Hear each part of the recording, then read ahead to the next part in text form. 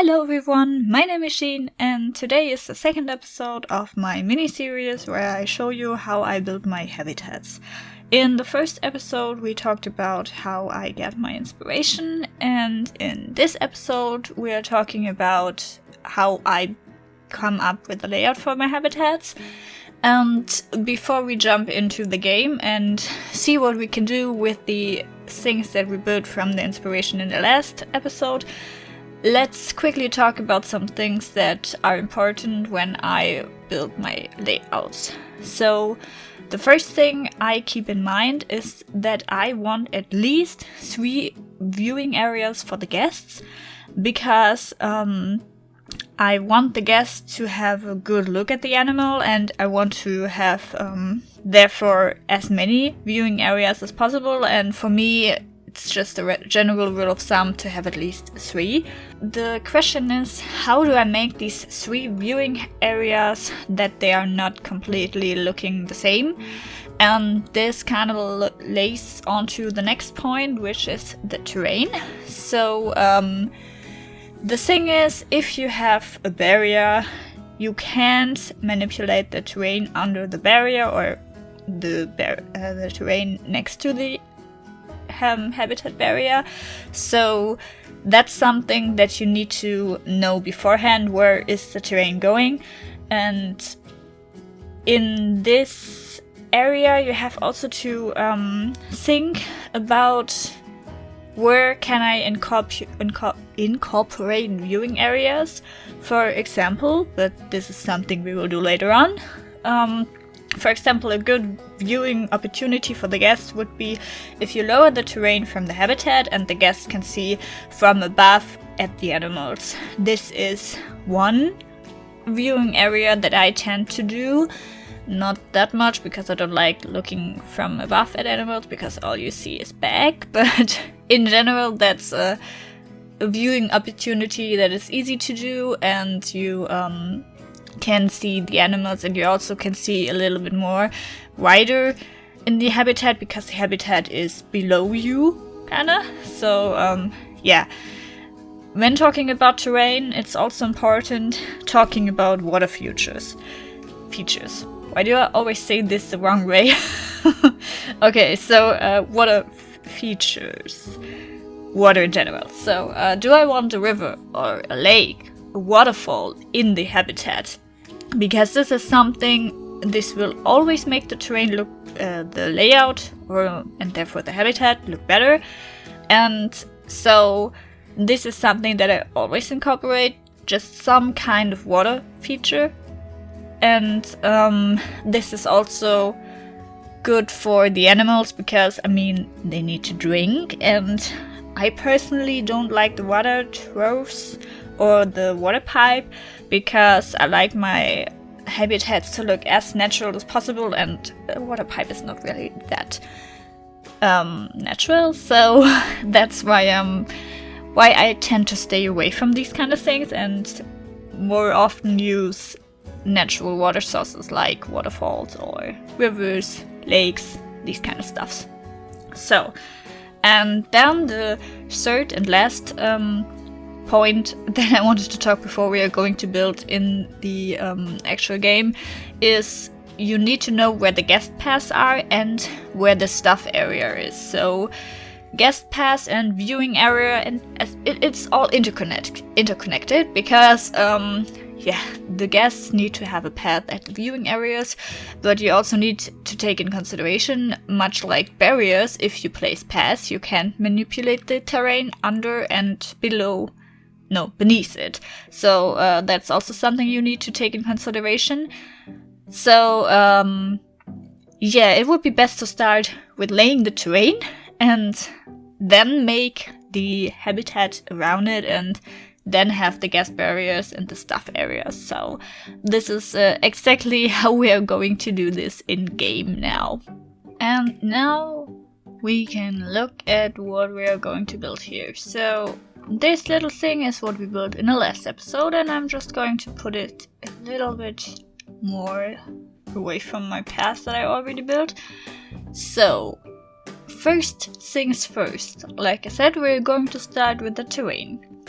But before we even do that, we need to look at something real quick, just so that we don't make this habitat too huge or too tiny. So, Zoopedia, and type in what animal you are going to build for, and look at what the size requirements for the habitat are. So we can have up to 2 Bengal tigers in one habitat, and now we can also look, we need 816 square meters of land for them. So in general, I make my habitats bigger than that. I would say when we are going to be able to see what the actual land requirement of the habitat is, it should be around 1,200 square meters, maybe even bigger. The bigger the better is something that I go always here for.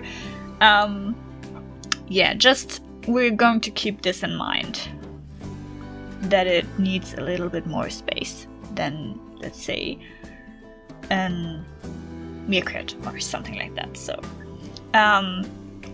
with this in mind, we're going to start with our 3 viewing areas that we want to have. So for me, there are a few ideas that I have when it comes to viewing areas. The first is the habitat is lower than what you see, so that's a bit too deep, but let's just make here a hole. And that's also too deep, but yeah, let's just do it for now like that. So this is a hole in the ground, and here is the path going to be for the viewing gallery. So maybe you can have that's something you can determine for yourself. Maybe you want the animals to actually go down there, so you can make a slope out of here. Or you don't want this, and you want this like a water area if the animals can't swim, or like just a hole that prevents them from jumping over. So that's up to you, but for now I'm going to make this a slope. And I'm also going to put what we've built a little bit further away. So I wanted to have the tigers go outside of here, and then you can watch them from here. Maybe that's a bit...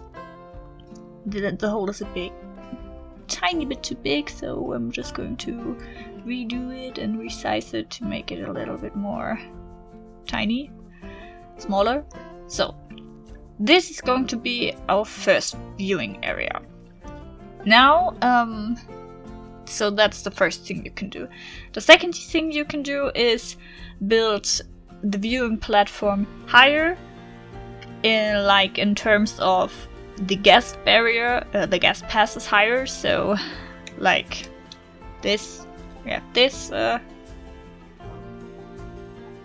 So that is also a way where we can have the viewing area. It's kind of the same. The only difference is that you here have the terrain on the same level as before, and the guest barrier is higher. And on this one you have the terrain lower, and the guest barrier is on the same height as the rest of the terrain. So you can decide which one of these you want. You can have both, it's totally up to you, because even this is a change of scenery for the guest. But actually, so I will do this now, but I'm going to make this here. Let's have it around here, maybe. And then just make... You can also decide if you want this to be a circle or something else. It's just... Now I'm just going to do it as a circle. That's something we can talk about later, how I'm going to build this more beautiful. So we have the habitat that will go from here down there and then up here. So, and now like I said, I don't like the water pipes, so naturally I need some water source for the animals, and I mean, we have also the added benefit that we are going to build for tigers, and tigers are prone to swimming, so just let's make, like, I don't know, a waterfall with, let's say, a little river. Why not? So, for this, I'm actually going to take the waterfall that we got into from the aquatic pack, and I'm just going to put this, let's say I put it here. So, because this will add the bonus that if the guests are standing here, they can look into the habitat and see the waterfall.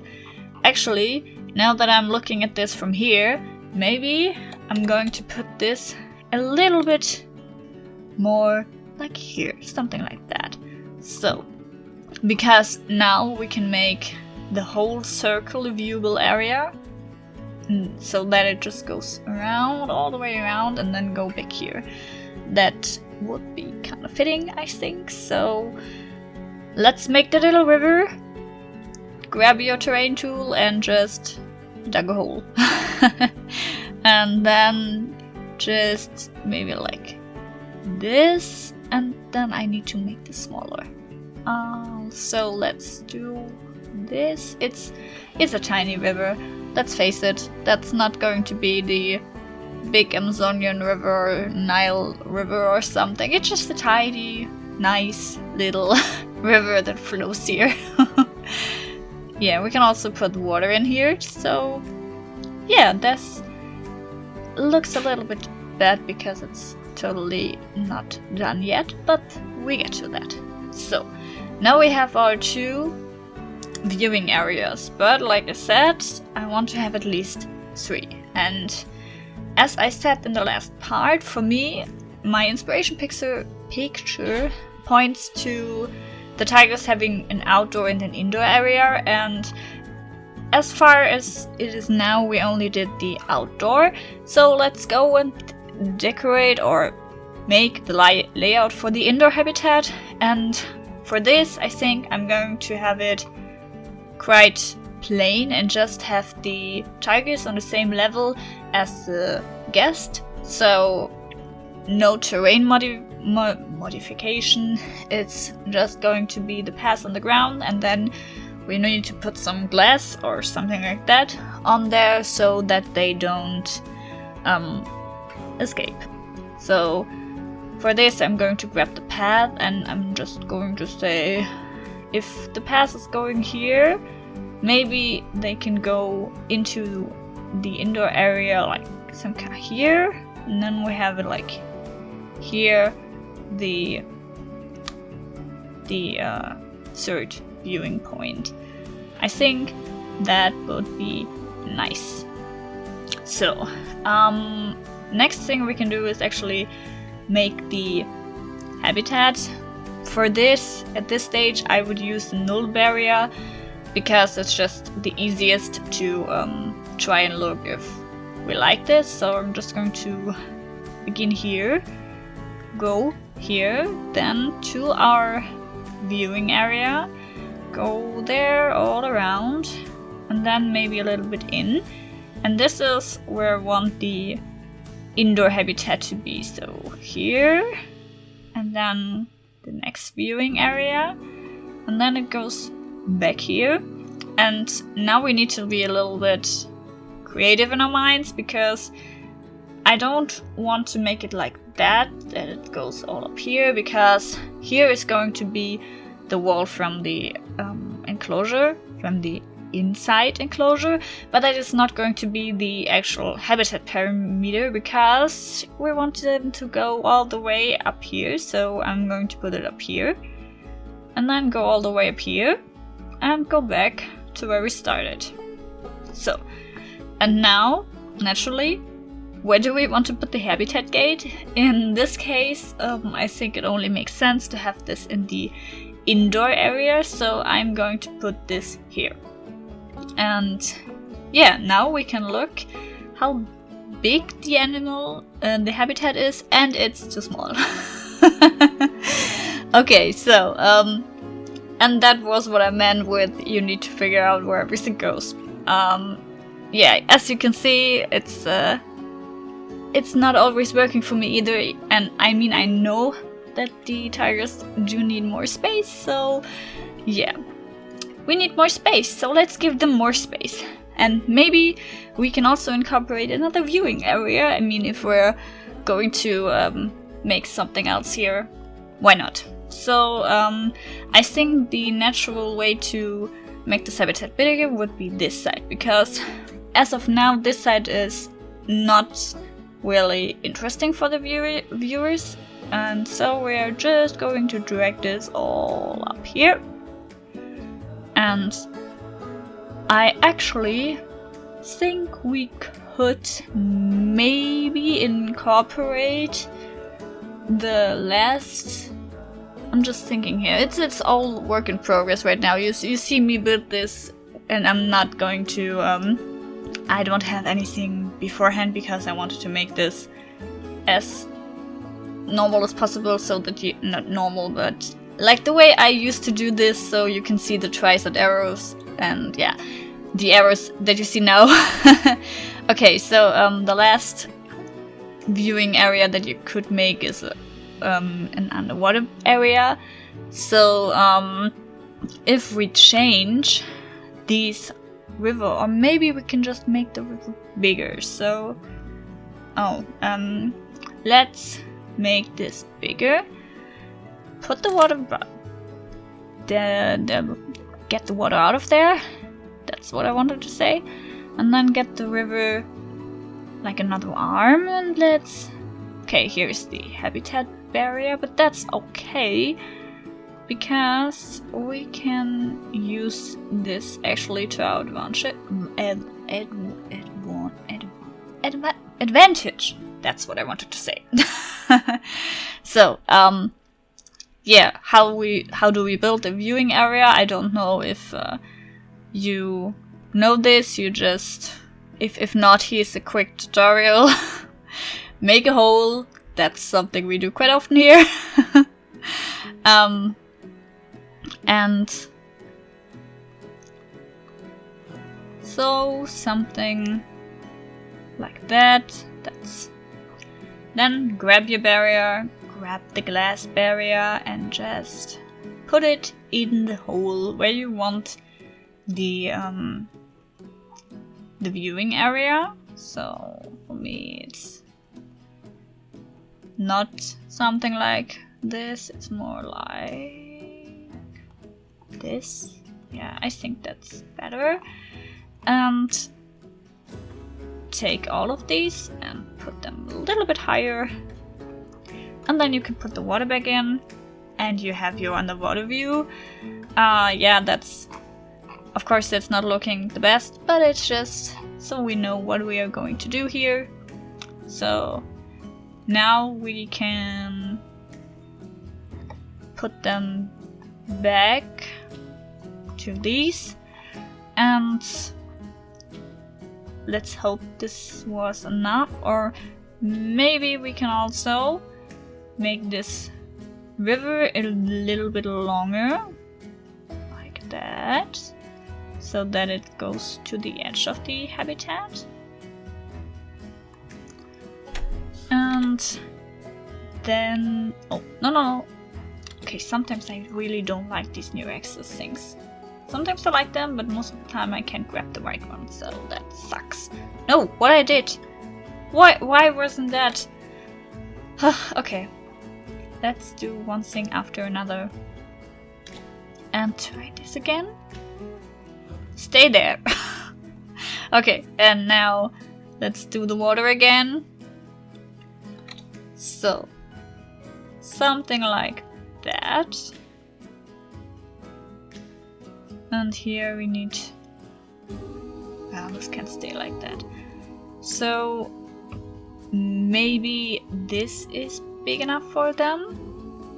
Yeah, that's now big enough. And we also need to keep in mind with the water volume, because I like my rocks and plants, which you will see in the next episode. Or no, the first episode you will see this. So I like my rocks and stones and plants, and that is why I always am not really that I'm not worried about how many water we have in here, because I tend to make these smaller because of all the rocks I put there. So yeah, this is something that I do. You don't need to do this if you don't want to, but that's just my go-to. And I would say this is already, except for what we can do now is maybe you want to have these as glass barriers as well, or maybe you can also go and do something else with the glass pieces that are in game, but this is more or less what we have as a layout. Of course, now we can make the path go around here like that, then it connects with here, and we forgot to make so that anyone can actually move in here. So let's quickly do that, and game, do not crash on me, please. I beg you. This is not going to be pretty right now, because I don't think this is going to be how I will make it in the end. It's just... and it's not going to work either way, so yeah, fantastic, I love it. Yeah, this part needs always a little bit of figuring out, especially when you do these underwater areas. They are really finicky sometimes, so yeah. Oh no, okay, that's not moving because of the other water area that I put there. But we are going to make it, you know it. Okay, we're not going to make it. Okay, this is something I will fix later. Because, yeah, right now you see, you know where it's going to, where it should be, like something like that, and you can connect it up here. I will connect these off while I'm not recording, so that we can just move on. Because the layout is complete, the path is complete, but now what's missing is the staff area. So we already have the habitat gate, and I think this area would be a great contester for having the rest of the keepers area. So let's have keeper's hut and a little staff room, and actually that's mostly all I put in there. Maybe we need another transformer for getting power, but actually no, it's already supported, so that's great. So keep in mind if you need power or water treatments, and this is something I need. So I'm going to put the water treatment also in here, and this doesn't have power. That's unfortunate. That's not good. Okay, so I'm going to need another transformer here, so yeah, for the staff area, just keep in mind where the guest passes are and that they don't get the negative buff because the staff areas are not far away enough. I mean, we are going to decorate them, but even with all decorating, they still have a negative area where the guests don't like to see them, so just keep in mind, put this as far away as possible from the path and everything will be fine. So yeah, I would say this is actually all now that we did. This is how I lay out my habitats, and in the next episode we will try and get some barriers in there and yeah, make it so that we can see the barrier all around the whole habitat without being in the barriers tab. So until then, bye!